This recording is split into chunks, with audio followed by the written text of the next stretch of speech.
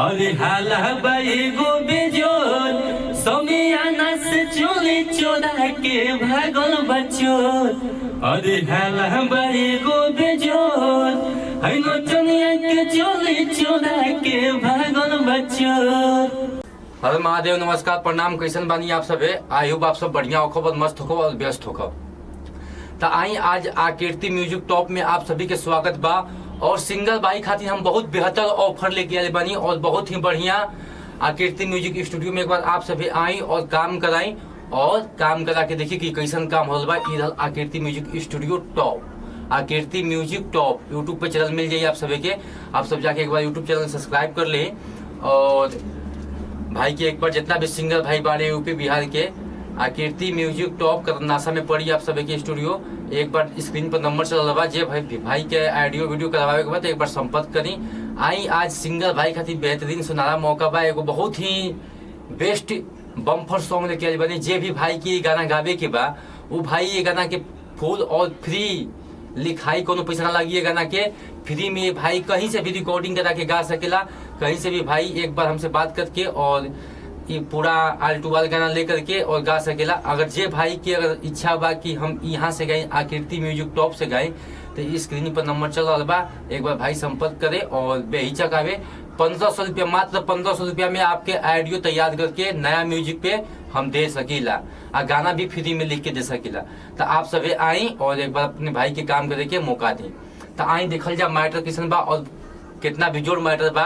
Orchestra के बहुत top matter बा। तो आप सब एक बार सुनी गाना के और सुन के बताई कि गाना कैसा लगा और एक बार कमेंट में राय जरूर दी। अब भैया भूलिए मत आकृति म्यूजिक टॉप के सब्सक्राइब जरूर कर लियो।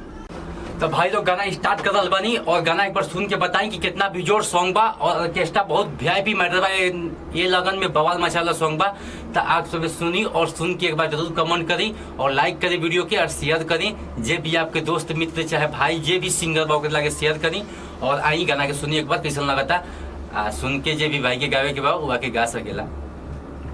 हाँ मुखड़ा बा हो साझे से नाचती हो गईल भोर, कमर हिलावे में उठे दर्द। हो साझे से नाचती हो गईल भोर, कमर हिलावे में उठे दर्द। अरे पातर छितर कमर हमर भइल बा कमजोर। अरे पातर छितर कमर हमर भइल बा कमजोर। अरे हाला बाई गो बेजोर समियाना से चोली चोरा के भागल बचोर। अरे हाला बाई गो बेजोर है नचनिया के चोली चोरा के भागल बचोर।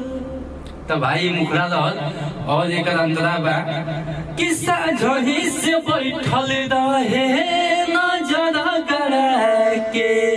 दिलस फुसलाई हमके चिलगम खिया के। हद किस्सा झही से बैठल रहे नजर गड़ा के। दिलस फुसलाई हमके चिलगम खिया के। अरे देखे में मोट छोट रहे दिल के रहे कठोर। हाला बाई गो बेजोर ऐसा मियाना से चोली चोरा के भागल बचोर। अरे हाला बाई गो बेजोर इन चनिया के चोली चोरा के भागल बचोर। तो भाई एगो मुखड़ा रहल और एगो अंतरा रहल। और जे भाई के फूल पूरा सॉन्ग चाहिए तो वो भाई स्क्रीन पर नंबर चल रहा है, एक बार हमसे कांटेक्ट करे।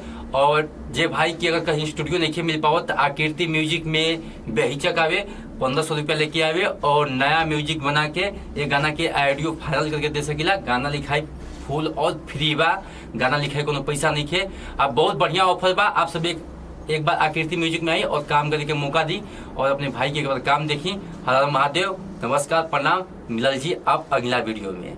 तो लाइक कर दी, सब्सक्राइब कर दी, एगो प्यारा सा कमेंट कर दी और वीडियो के शेयर कर दी।